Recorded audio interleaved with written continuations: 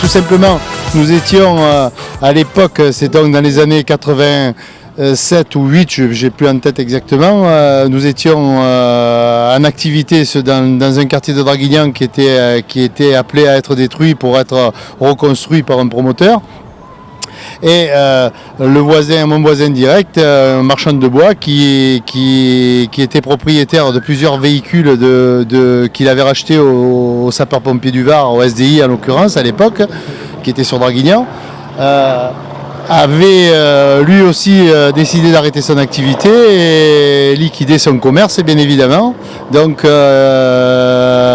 on a été appelé à déménager et au dernier moment, au dernier voyage que j'ai fait pour mon compte, je me suis aperçu que le promoteur qui avait attaqué la démolition des bâtiments allait écraser notamment ce véhicule. Donc je suis allé voir M. Abadini et qui m'a dit écoute, si tu la veux, récupère-la, et je l'ai récupérée. Alors bien évidemment, elle est dans un état pitoyable, on va dire, puisqu'elle est restée pendant des années dehors et qu'elle a été pillée au fil du temps par les amateurs et les jeunes de l'époque des années 70 qui récupéraient des pièces de 2 chevaux à tour de bras.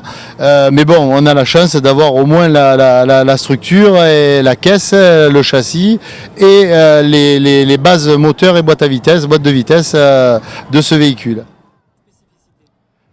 Ces spécificités identiques à celles que vous avez refait, si ce n'est à quelques détails près bien évidemment, que vous n'avez pas pu voir puisque personne ou peu de monde la connaissent, ce véhicule, même voire quasiment personne, plus personne, puisqu'à l'époque il y avait les pompiers de Cogolin qui la connaissaient et quelques personnes au SDI qui avaient pratiqué en mécanique dessus.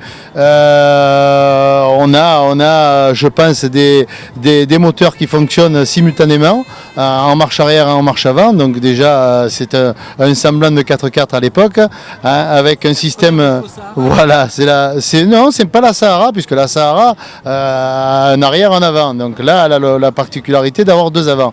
En plus de surcroît, l'original est homologué puisqu'elle est titrée d'une carte grise préfecture du Var.